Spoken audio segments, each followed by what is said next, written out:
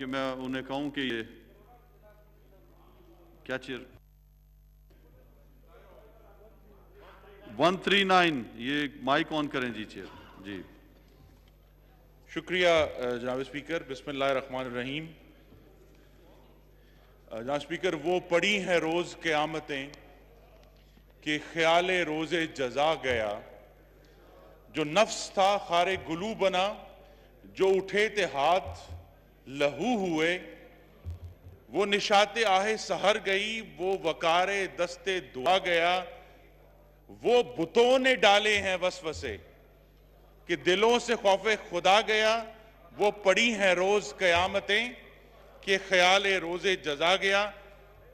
محترم deputy speaker صاحب، کس کس قیامت کا ہم ذکر کریں؟ ہم پیٹرول کی لائنوں کا ذکر کریں؟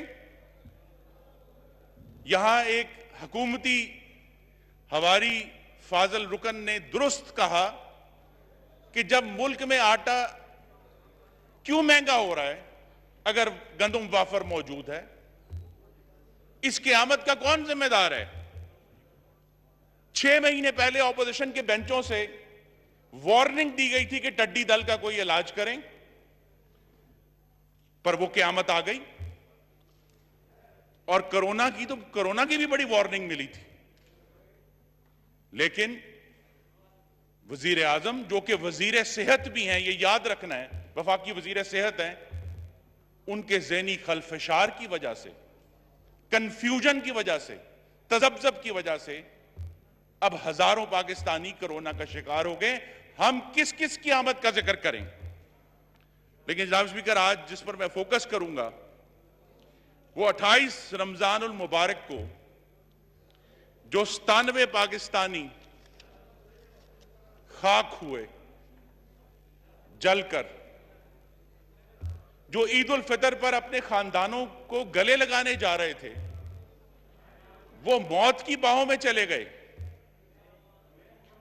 ان میں میرے شہر گجرانوالہ کی ایک ایئر ہوسٹس بھی تھی، افواج پاکستان کے افسران بھی تھے، نوجوان بوڑھے کاروباری حضرات پاکستانی سب موجود تھے. اور وہ مقتولین اور ان کے لواحقین کئی ہفتے گزر جانے کے بعد بھی انصاف کا انتظار کر رہے ہیں. اور جناب اسپیکر، یہ ناقابل برداشت اذیت تھی جو اس حکومت کی نااہلی کی وجہ سے ان کے لواحقین کو اٹھانی پڑی، کیونکہ ان پاکستانیوں کے جسد خاکی جل چکے تھے، خاکستر ہو گئے تھے. تو صرف ڈی این اے طریقہ تھا اس کو آئیڈینٹیفائی کرنے کا، لیکن لواحقین کو دل خراش ویڈیوز ریلیز کرنا پڑی، وزیر اعظم سے اپیلیں کرنا پڑی.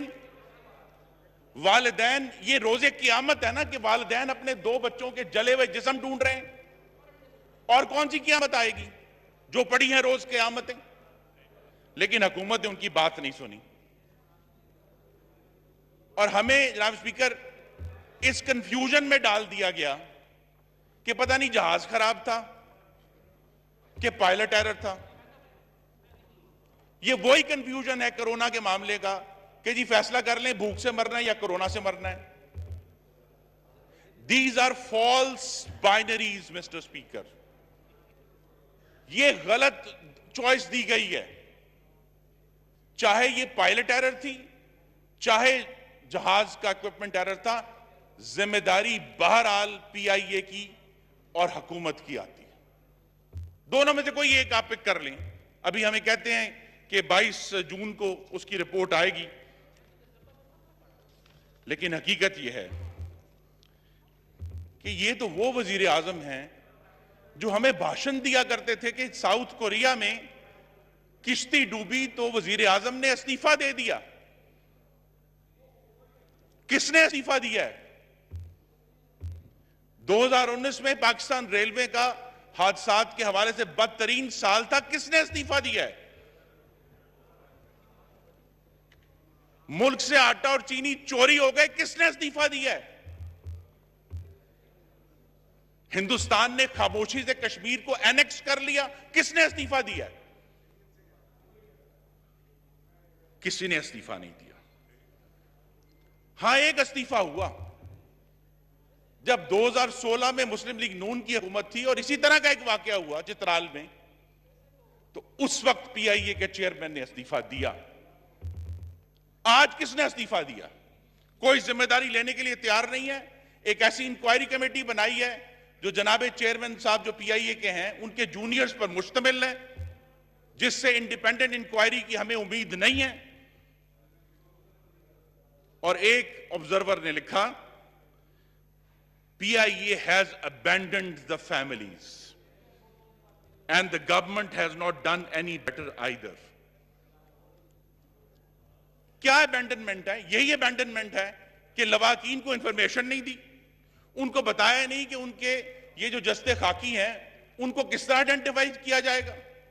और कई कई दिनों की सख्त तरीन अजियत के बाद वो लवाकीन आइडेंटिफाई हुए हैं। और अब जबकि हम 22 जून का इंतजार कर रहे हैं कि इंक्वायरी रिपोर्ट आएगी, जनाब स्पीकर 2 दिन पहले पीआईए के चेयरमैन ने वजीर आजम को एक बार फिर मतला किया है कि पीआईए का माहाना खसारा 6 अरब रुपए का है। तो वो सारे दावे जिनसे इस ऐवान को और अवाम को गुमराह किया जा रहा था वो झूठे साबित हुए हैं। 6 अरब रुपए माहाना का मतलब है 72 अरब रुपए का सालाना खसारा है। ये पीआईए के चेयरमैन फरमा रहे हैं। और बद इंतजामी और नालायकी की इंतहा सिर्फ पीआईए में नहीं है। तवानाई के सेक्टर में गर्दिशी कर्जा 2000 अरब से तजावज कर चुका है। और अगरचे सरकारी इदारों में खसारा नया नहीं है, वो पिछली हुकूमतों में भी था, लेकिन हम ये देख रहे हैं कि वजीर आजम इमरान खान की हुकूमत में एक्सट्रीम इंस्टीट्यूशनल डीके है, यानी शदीद इदारा जाती इनहतात। और ये एक्सट्रीम इंस्टीट्यूशनल डीके रोजाना अपना भयानक चेहरा अवाम को दिखा रहा है, क्योंकि एक वक्त में एक बहरान हो तो वो हो सकता है कि जी इत्तफाक हो, लेकिन जब रोज पड़ रही हैं कयामतें कि कभी पेट्रोल का कहत है, कभी आटे का कहत है, कभी चीनी का कहत है, कभी टिड्डी दल का सामना है, कभी गर्दन तोड़ फूड इन्फ्लेशन का सामना है, फिर आप उसे क्या कहेंगे?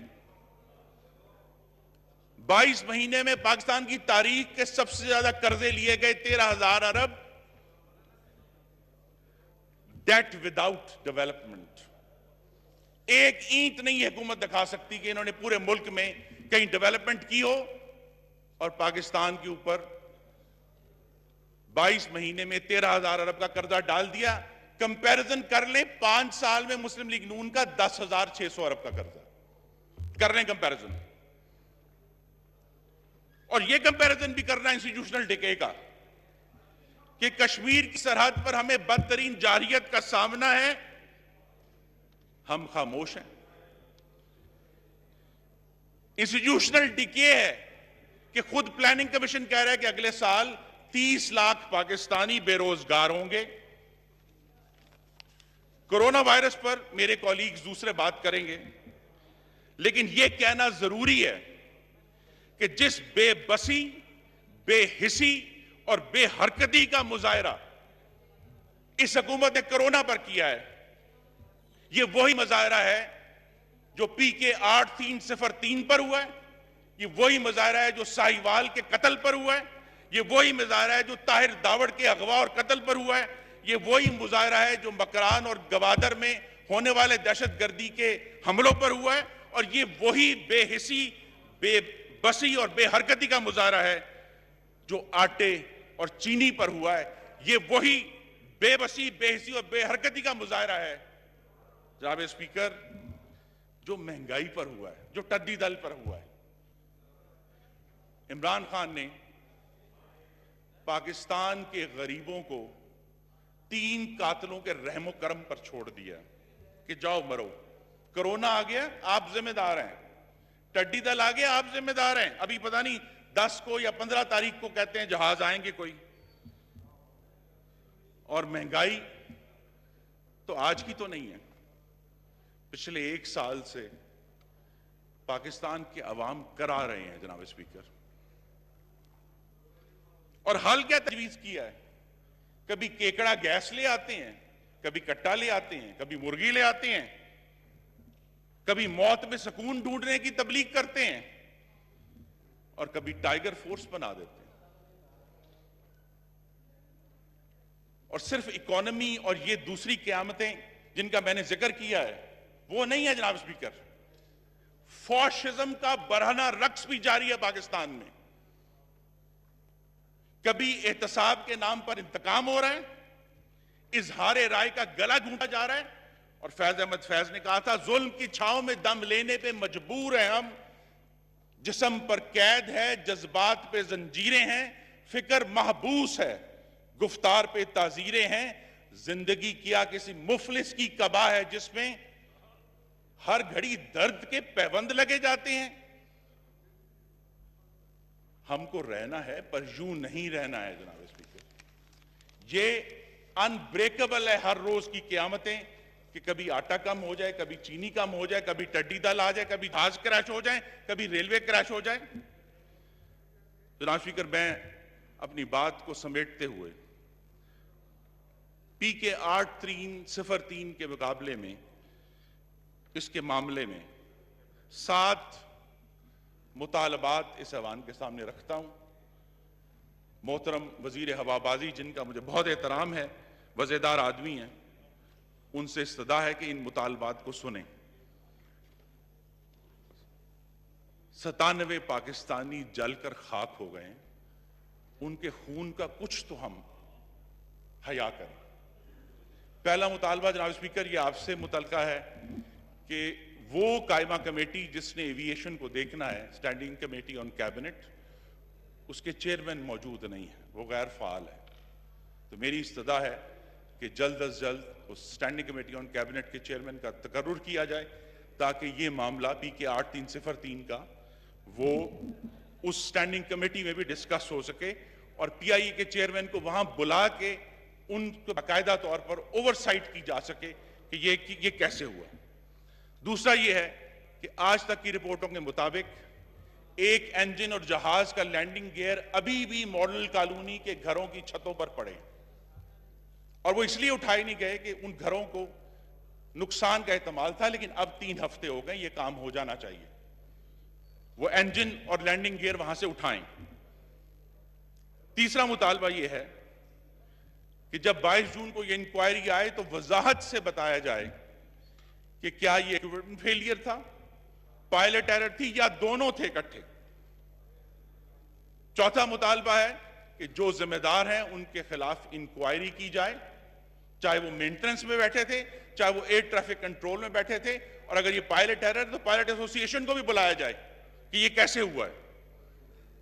پانچواں مطالبہ یہ ہے کہ تمام فلائٹ پرسنل کو از سر نو ان کی پروفیشنل ایویلیویشن کریں, انکلوڈنگ سائیکیٹرک ایویلیویشن. یہ بے حد ضروری ہے. چھٹا مطالبہ ہے کہ پی آئی اے کے تمام ایئر کرافٹ کو بھی دوبارہ سیفٹی اور سیکیورٹی کے سٹینڈرڈ کے اوپر اسیس کیا جائے, کیا وہ ایئر وردی ہیں یا نہیں ہیں. اور آخری مطالبہ 7واں میرا یہ ہے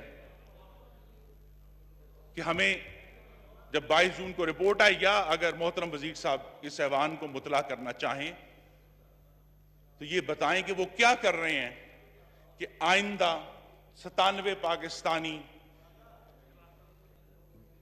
آگ میں بھسم نہ ہوں ماڈل کالونی. یہ بھی ہمیں بتائیں, مستقبل کا لائے عمل بھی بتائیں. اور جناب اسپیکر, میں جو 97 پاکستانی ہلاک ہوئے ان کے خاندانوں سے دلی تعزیت کرتے ہوئے, جس میں مجھے یقین ہے کہ یہ ایوان بھی شامل ہے, ولفریڈ اوون کے کچھ الفاظ پہ اپنی بات ختم کروں گا کہ what passing bells for those who die as cattle. No memories for them, nor prayer nor bells. nor any voice save the choirs, what candles may be held to speed them all. In their eyes shall shine the holy glimmer of goodbyes, their flowers, the flowers of patient minds, and each slow dusk, a closing down of blinds. اللہ تعالیٰ پی کے 8303 کے ہلاک شدگان کی مغفرت کرے اور اس بے بس بے حرکت حکومت کو یہ توفیق دے کہ وہ صرف جہاز میں بیٹھے ہوئے مسافروں کو نہیں، پاکستان کے کروڑوں غریبوں کی جانوں کا تحفظ کر سکے. میں آپ کا شکر گزار ہوں. بہت شکریہ جی. جی جناب آغا حسن بلوچ صاحب.